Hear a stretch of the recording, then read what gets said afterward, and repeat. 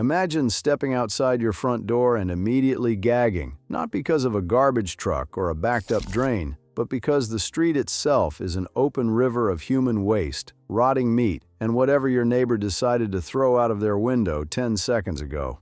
That was a normal Tuesday morning in London, 1665. We like to picture 17th century England as a place of grand cathedrals and gentlemen in tall hats. Maybe a little Shakespeare thrown in for good measure. The truth smelled considerably worse. London in 1665 was a city with no underground sewers, no running water, no soap in most households, and a population of nearly 500,000 people crammed into wooden houses so tightly packed that you could reach out of your window and touch your neighbor's wall. And into that already festering mess walked the deadliest outbreak of plague the city had ever seen. Here is what daily life actually looked, smelled, and tasted like during the Great Plague of London. The streets of London in 1665 were not streets in any way a modern person would recognize. They were open channels of human waste, animal carcasses, rotting food, and whatever else Londoners felt like heaving out of their windows.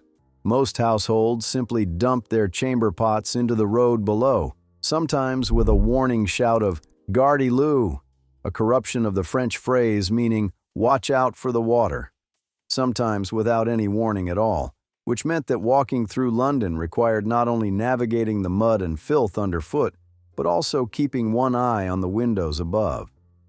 The city had no underground sewer system whatsoever. Drainage, such as it was, relied on shallow, open ditches that ran down the center of the road, carrying filth in a sluggish current toward the Thames. When it rained, these ditches overflowed and sent a brown tide lapping against doorsteps, flooding cellars, and turning entire neighborhoods into wading pools of sewage. When it did not rain, the waste simply sat there and baked in the summer sun, producing a smell that could stop a horse in its tracks. Fleet Ditch, one of the city's main waterways, had degenerated into something that could barely be called water at all. Butchers in nearby Smithfield Market dumped animal guts directly into it. Tanners poured their chemical runoff in after them. Dyers added their waste. The result was a stagnant ribbon of multicolored sludge that wound through the heart of the city, too thick to flow and too foul to approach without gagging. Residents who lived along its banks described the stench as a physical presence, something that sat in your throat and refused to leave. And people raised families next to it. They hung laundry over it. The plague did not need to try very hard to find victims in a city that was already drowning in its own filth. Drinking water in Plague-era London came from one of two sources, and neither one inspired confidence. The first was the Thames itself, which, as we have already established, was functioning as the city's largest open sewer. Tanneries, slaughterhouses, dye works, and every household with river access treated it as a convenient drain. The second option was public wells and conduits fed by natural springs on the outskirts of the city, which were marginally cleaner but still contaminated by the same ground that absorbed everything the streets could not hold. There was no filtration of any kind. There was no treatment. There was no concept that water could or should be purified before drinking. You filled your bucket, you drank what came out, and you hoped for the best. The common workaround, and one that probably saved more lives than any doctor in London, was to drink ale or beer instead. The brewing process involved boiling the water, which killed off many of the harmful organisms, though absolutely nobody at the time understood that this was why beer drinkers got sick less often. They just knew that water made you ill, and beer did not, which was good enough. Children drank small beer, a weak brew with barely any alcohol content. It was not a health-conscious parenting choice. It was the only safe liquid available. During the plague months, water sellers continued to walk the streets, hawking their product from wooden casks slung over their shoulders. There was no way to know whether the water inside had been drawn from a reasonably clean source or scooped directly from a contaminated ditch. Some sellers added herbs or spices to mask the taste, which might have made the water more palatable but did nothing to make it safer. You paid your coin, you held your breath, you drank, and you waited to see what your stomach had to say about it. In a city being ravaged by plague, the simple act of quenching your thirst was itself a roll of the dice. Personal hygiene in 1665. London operated on a principle that sounds completely insane to modern ears. Water was considered dangerous. Not dirty water, not obviously contaminated water. Water itself, applied to the skin, was believed to be a health risk. The prevailing medical theory, rooted in centuries of tradition going back to ancient humorism, held that bathing opened the pores of the skin, and that open pores allowed disease, corrupt vapors, and pestilential air to enter the body. Submerging yourself in water was therefore not cleaning yourself. It was making yourself vulnerable. So most Londoners simply did not bathe, not during the plague, and honestly not much before it either. The preferred method of maintaining what passed for cleanliness was to change your linen undergarments. The theory was that linen fabric absorbed the body's impurities through sweat, acting as a kind of wearable sponge, and that replacing a soiled shirt with a fresh one was therefore the functional equivalent of washing. The wealthy changed their linens frequently, sometimes daily, and genuinely considered themselves clean for doing so. The poor wore the same linen shirt until it rotted off their backs, which could take months. Soap existed, primarily the hard Castile variety imported from the Mediterranean, but it was expensive and used almost exclusively for laundering clothes, not for scrubbing human skin. For most of London's working population, a bar of good soap represented an extravagance they could not justify when bread was the priority. Hair was managed with narrow combs meant to scrape lice from the scalp, and lice were everywhere. They infested rich and poor alike, nobleman and beggar, child and adult. They were so universal across every layer of society that picking lice from your hair was considered routine grooming, no more remarkable than brushing crumbs off your lap. Nobody was embarrassed by lice. Everybody had them. Perfume and scented powders were the era's answer to body odor, at least for those who could afford them. Rose water, lavender sachets, and pomanders, those little perforated balls filled with cloves and ambergris, were not fashion accessories. They were survival tools, layered over unwashed skin in the desperate hope that something fragrant might overpower something foul. During the plague, some Londoners carried nosegays, small bunches of flowers pressed against their faces as they walked through the streets, trying to create a tiny pocket of breathable air in a city that reeked of death and sewage in roughly equal measure. And through all of this, through the dying and the rotting and the suffocating stench, the one thing almost nobody in London thought to try was washing their hands. The irony is so thick you could almost smell it, though in 1665 London, you could smell just about everything. London's rats get most of the historical blame for spreading the plague, and they deserve a share of it, but the full picture is more complicated and somehow even more revolting. The rats carried fleas. The fleas carried the bacterium Yersinia pestis. When an infected rat died, its fleas, suddenly homeless and hungry, jumped to the nearest warm-blooded host, which, in the tightly packed houses of 17th century London, was very often a human being sleeping on a straw mattress inches from the floor. But rats were only part of a much larger ecosystem of filth.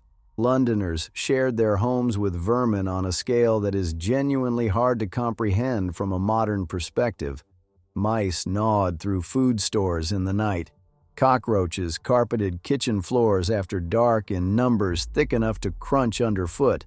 Bedbugs were so universal that people simply accepted being bitten as part of sleeping, the way we accept that pillows eventually go flat.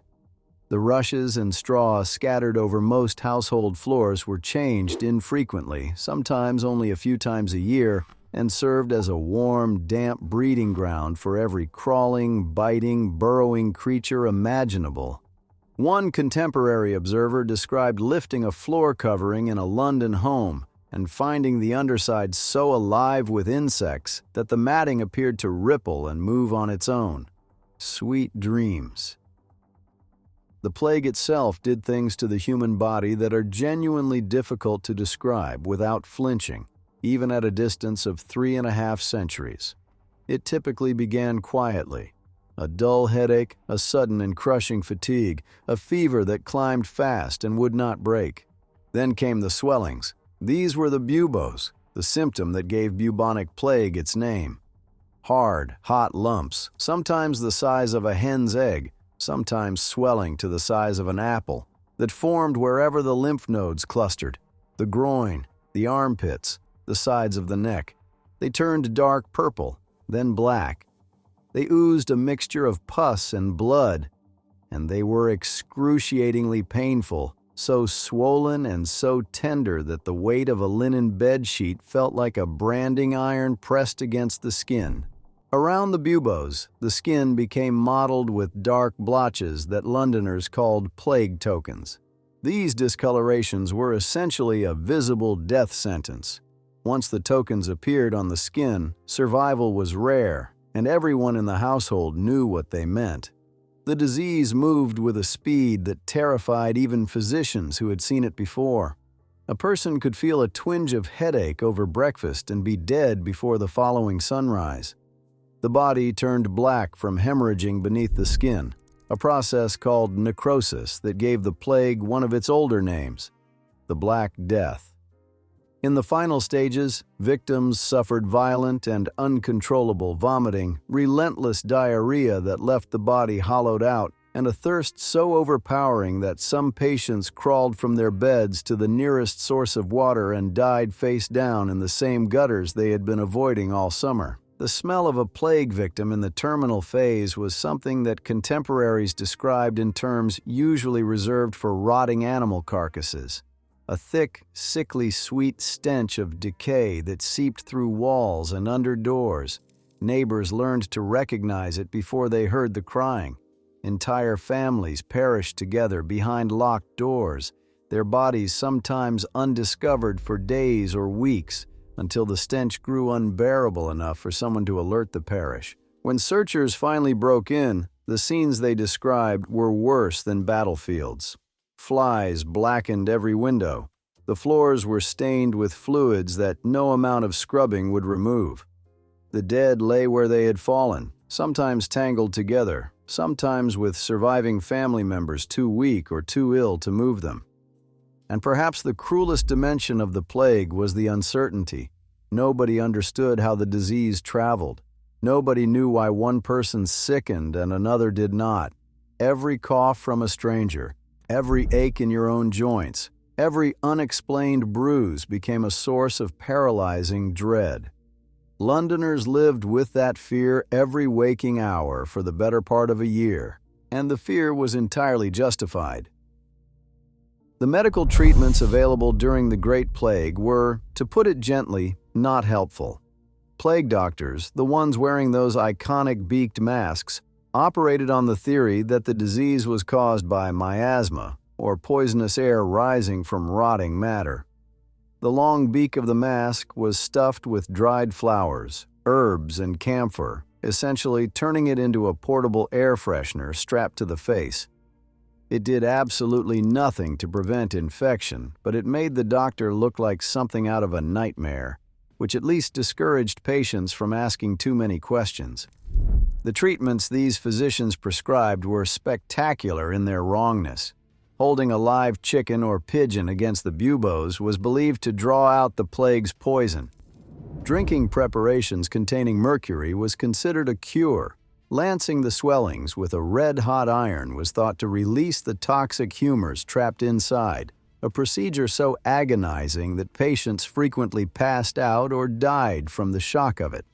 Some doctors recommended smoking tobacco around the clock on the theory that the smoke would purify the lungs and repel the pestilential air. Others suggested swallowing crushed gemstones mixed into wine or drinking one's own urine first thing each morning. Popular guidance of the era, some of it circulating under medical authority, recommended wearing a dried toad on a string around the neck as a protective talisman. None of this worked, not even a little. Patients wealthy enough to afford a personal physician frequently fared worse than those who simply stayed in bed and drank broth, because the treatments themselves, particularly the mercury, were often more lethal than the disease they were supposed to cure.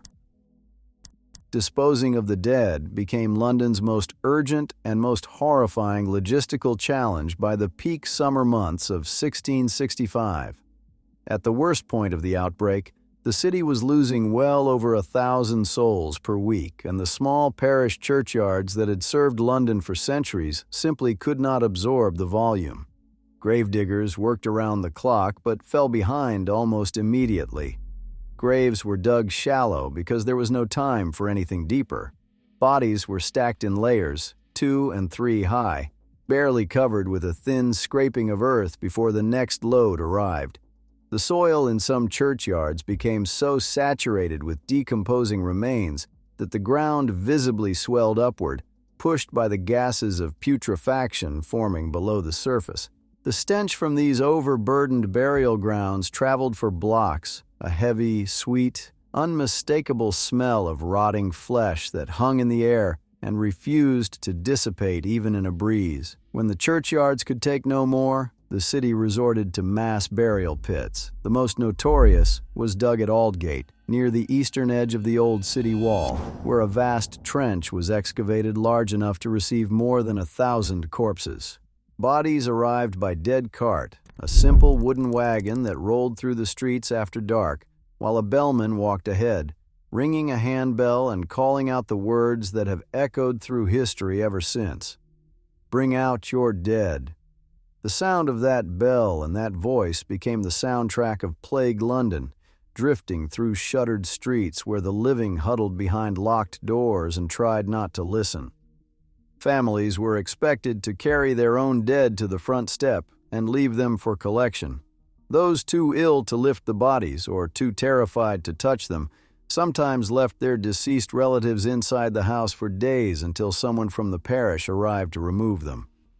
The men who drove the dead carts and loaded the bodies were either plague survivors who believed their previous infection made them immune, or workers so impoverished and desperate that no amount of risk could outweigh the need for wages. They handled the dead with bare hands. There were no gloves. There was no protective equipment of any kind. The compensation was better than most available work precisely because almost nobody else in the city would consider doing it. As the weeks ground on and the death toll mounted, the church bells that had traditionally rung out for each individual passing gradually fell silent across the city. Not because the dying had slowed, but because the bell ringers could no longer keep pace, and the ceaseless overlapping tolling from every parish in London was driving the surviving population toward despair. The bells stopped, and London buried its dead in silence, in mass graves, in darkness, and attempted, with whatever strength remained, to go on living. The quarantine system imposed by the city authorities was brutal, crude, and by modern epidemiological standards, almost certainly counterproductive. When any member of a household was identified as having the plague, the entire house was sealed shut by order of the Lord Mayor. A large red cross was painted on the front door alongside the words, "Lord, have mercy upon us." A watchman, sometimes armed, was posted outside the door day and night to ensure that nobody left the premises. Everyone inside, whether sick or perfectly healthy, was locked in together for a mandatory period of 40 days. Food was occasionally delivered through a ground floor window or left on the doorstep, but medical attention was virtually non-existent once the seal was applied. Healthy children were trapped in rooms with dying parents. Wives watched husbands succumb. The quarantine made no distinction whatsoever between the infected and the well.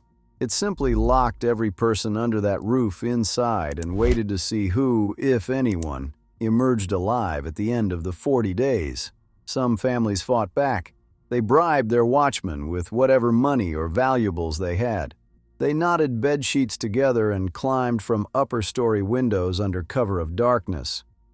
They broke through shared walls into the houses next door. The authorities threatened severe penalties for anyone caught fleeing quarantine, though in the chaos of the outbreak, enforcement was inconsistent at best. For the families sealed behind those Red Cross doors, the quarantine was not experienced as a public health measure. It was experienced as a death sentence, painted in red, nailed shut, and guarded by a stranger who would not let you out, even if you were screaming. Food during the plague was a daily act of faith. London's open-air markets continued to function through much of the outbreak, though with dwindling numbers of vendors and increasingly anxious customers who eyed one another across the stalls with suspicion. Bread remained the foundation of the diet for most Londoners, but bakers who fell ill sometimes kept working until they physically collapsed at their ovens. And there was no inspection system, no health authority, and no regulation to stop them. Meat came from Smithfield and other markets where the product hung in the open air, visited freely by flies, pawed at by stray dogs, and gnawed by rats that showed no more fear of humans than pigeons do today. Fish pulled from the Thames carried whatever the river was carrying, which by 1665 included a spectacular volume of human sewage. The wealthy arranged for food deliveries from farms in the countryside, but even those supply lines were compromised. The same carriers who brought grain and livestock into London transported the plague out of it, spreading the disease to rural communities that had initially believed themselves safe. Street vendors roamed the surviving neighborhoods, selling pies and roasted meats whose origins were best left uninvestigated. Hunger won out over caution every time.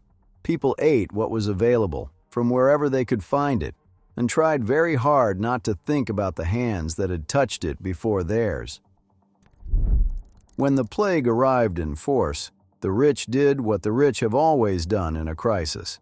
They left. King Charles II relocated his entire court, first to Salisbury, then to Oxford, when Salisbury itself began to feel uncomfortably close to the spreading infection. The nobility followed the king. Wealthy merchants shuttered their London townhouses and retreated to country estates. Lawyers packed up their papers. Physicians, ironically, packed up their medicine bags and headed for the hills. Clergymen who had preached about duty and sacrifice loaded their families into carriages and joined the exodus. By late summer of 1665, London had emptied of nearly everyone who possessed the means, the connections, or the money to get out. What remained was a stripped-down city of the poor, the indentured, and the stuck. Servants whose wealthy employers had departed without a backward glance. Apprentices legally bound to masters who could not afford to shut their workshops. Families with no relatives in the countryside, no savings, and no way to travel even if they had somewhere to go. The Lord Mayor, Sir John Lawrence, stayed behind to his considerable credit and attempted to coordinate the city's plague response with the skeleton of a government that remained. Parish officials, many of them unpaid volunteers, worked themselves to the point of collapse and frequently to death. The bills of mortality, the weekly printed tallies that listed the dead by parish and by cause, became London's grim bestseller during the plague months. People scanned the numbers with the same desperate attention that a modern person brings to refreshing a breaking news feed during a disaster, searching for patterns, looking for any sign that the worst might be receding, calculating whether their own neighborhood was safer or more dangerous than the one across the river. For month after dreadful month, the numbers only climbed. By the autumn of 1665, the plague finally began to loosen its grip. The cold weather helped, as it always did with flea-borne outbreaks. So did the simple and grim arithmetic of the disease burning through available victims until it ran short of new ones. The official death toll, recorded in the bills of mortality, was roughly 68,000 for the city of London alone. The actual figure was almost certainly higher, since the poor, the homeless, and those who died behind sealed doors were frequently undercounted. Modern historians estimate that the true number may have approached 100,000 out of a pre-plague population of around 460,000. That means roughly 1 in 5 Londoners died in the space of about 18 months. The city that emerged from the plague was hollowed out, traumatized, and critically still filthy. The streets were unchanged. The Thames was unchanged.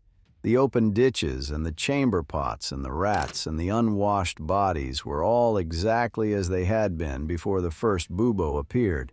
Nothing structural, nothing systemic, nothing fundamental about the conditions that had made the outbreak so devastating had been fixed or even seriously discussed. And then, in September of 1666, barely a year after the plague's worst months, a fire broke out in a bakery on Pudding Lane and consumed most of the city over the following 4 days. The Great Fire of London destroyed the cramped, timber-framed, rat-infested medieval housing stock that had been the plague's ideal breeding ground. Whether the fire directly ended the last traces of the outbreak is still debated among historians today. What is beyond debate is that the fire forced London to rebuild almost entirely from scratch. The city that rose from the ashes eventually got wider streets, buildings constructed from brick and stone rather than wood and thatch, and much later, the beginnings of a real underground sewer system. It took the near total destruction of the city by fire to accomplish what common sense and 100,000 dead could not. London survived the plague. It survived the fire that followed. And the people who lived through both of those disasters went right back to throwing their chamber pots out of windows the moment it was all over. If you enjoyed this deep dive into the filthiest chapter of London's history, subscribe, because we have barely scratched the surface of how disgusting the past really was. Drop a comment and let us know which part of 1665 London made your skin crawl the most. Until next time, stay clean out there.